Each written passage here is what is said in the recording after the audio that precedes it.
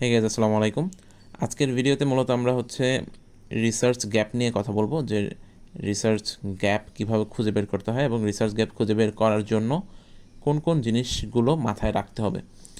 মূলত research gap আমরা কেন খুঁজে বের করি? রিসার্চ গ্যাপ খুঁজে বের করি নতুন রিসার্চ করার জন্য। দেখা যাচ্ছে যে একটা স্পেসিফিক ফিল্ডের উপরে রিসার্চ হয়েছে, বাট দেখা যাচ্ছে সেই রিসার্চের কিছু লিমিটেশনস আছে। সেই লিমিটেশনসগুলোই কিন্তু সেই ফিল্ডের রিসার্চ গ্যাপ। সো কেউ যদি চায় ওই ফিল্ডে কাজ করার জন্য, সে ওই লিমিটেশনসগুলোর উপরে বা ওই গ্যাপগুলোর উপরে সে কাজ করতে পারে।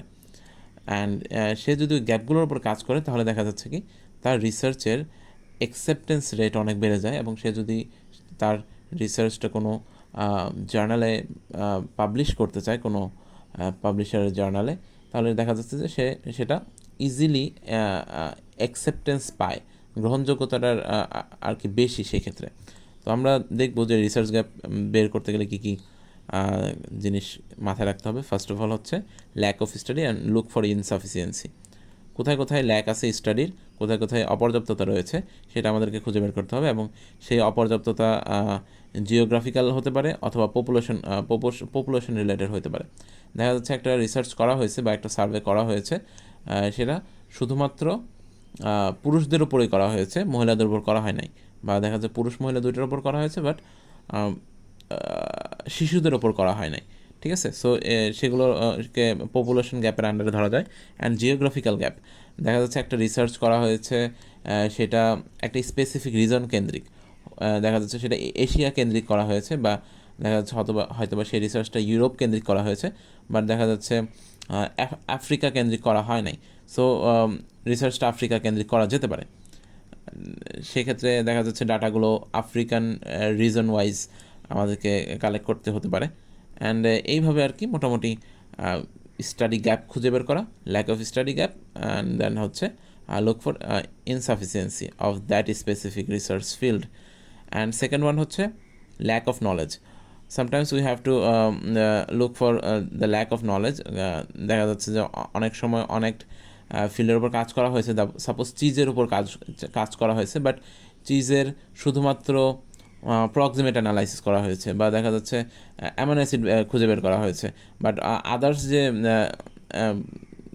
সেগমেন্টগুলো আছে সেগুলো দেখা যাচ্ছে খুঁজে বের করা হয় না। সাধারণত নিউট্রিশনাল অ্যানালাইসিস করলে ওভারঅল জিনিসগুলোই খুঁজে বের করা হয়। অনেক সময় দেখা যাচ্ছে যে অ্যান্টিঅক্সিডেন্ট বের করা হয় না। নিউট্রিশনাল অ্যানালাইসিস করার সময় অনেক সময় অ্যান্টিঅক্সিডেন্ট বা ফ্লেভোনয়েড কন্টেন্ট অনেক সময় অনেক রিসার্চে বের করে না। সো একটা স্পেসিফিক ফিল্ডে সেটা কিন্তু লিমিটেশন থাকতেই পারে। সো সেক্ষেত্রে ল্যাক অফ নলেজটাকে টার্গেট করেও নতুন রিসার্চ করা যেতে পারে। আমার দেখা যাচ্ছে যে কাঁঠালের একটা ইজি এক্সাম্পল দিই। কাঁঠাল নিয়ে অনেক যদিও রিসার্চ হয়েছে। যদি কাঁঠালের নিউট্রিশনাল অ্যানালাইসিস করা হয় এবং সেখানে যদি অ্যান্টিঅক্সিডেন্টটা যদি বের করা না হয়ে থাকে কোনো রিসার্চ পেপারে বা ইন্টারনেটে খোঁজাখুঁজি করার পরে, অনেক ফুড ঘাটাঘাটি করার পরেও দেখা যাচ্ছে যে সে সবগুলোরই অ্যানালাইসিস করা হয়েছে, বাট অ্যান্টিঅক্সিডেন্টটা বাদ গেছে। সো ওই অ্যান্টিঅক্সিডেন্ট অ্যাক্টিভিটির ওপর ডিপেন্ড করেও বা ফ্লেভানয়েড কন্টেন্ট বা ফেনোলিক কন্টেন্টের ওপর ডিপেন্ড করেও কিন্তু একটা নতুন করে রিসার্চ করা যেতে পারে। সো ল্যাক অফ নলেজের ওপর ডিপেন্ড করে আমরা নতুন কাজ করতে পারি, এটাও একটা রিসার্চ গ্যাপ। রিসার্চ গ্যাপের একটা point, second point. And third look for problems, and limitations in recent studies. Recent টাইমে যে স্টাডিজগুলো করা হয়েছে সেই পেপারগুলো দেখার পরে, সেই পেপারগুলো পড়ার পরে, সেই পেপারগুলোতে কী কী প্রবলেম হয়েছে, তারা রিসার্চ করার সময় কী কী প্রবলেম ফেস করেছে, সেগুলোর উপর নতুন করে কাজ করা। অথবা দেখা যাচ্ছে যে যে লিমিটেশনসগুলো ছিল সেই পেপারগুলোতে, যেমন আমি বললাম যে কাঁঠালের উদাহরণ দিয়ে বললাম যে নিউট্রিশনাল অ্যানালাইসিস করা হয়েছে, বাট দেখা যাচ্ছে সেখানে অ্যান্টিঅক্সিডেন্টটা করা হয় না। সেটা কিন্তু একটা বলা চলে যে ওই স্টাডির একটা লিমিটেশন।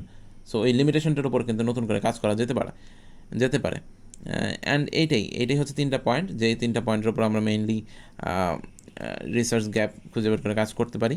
অ্যান্ড রিসার্চ গ্যাপগুলো সাধারণত দেখা যাচ্ছে ডিসকাশন সেশনে বা রেজাল্ট সেশনে, অথবা দেখা যাচ্ছে যে কনক্লুশন, মানে একটা পেপারের শেষের যে পার্টগুলো থাকে সেই পার্টগুলোতে লিমিটেশনস, তারপরে দেখা যাচ্ছে যে প্রবলেমস, বা এই টাইপের ল্যাক অফ নলেজ টাইপের যে জিনিসগুলো, এগুলো আলোচনা করা হয়ে থাকে। সো কেউ যদি পেপার পড়েন, সেক্ষেত্রে ওইভাবে পড়লে রিসার্চ গ্যাপটা আইডেন্টিফাই করা যেতে পারে।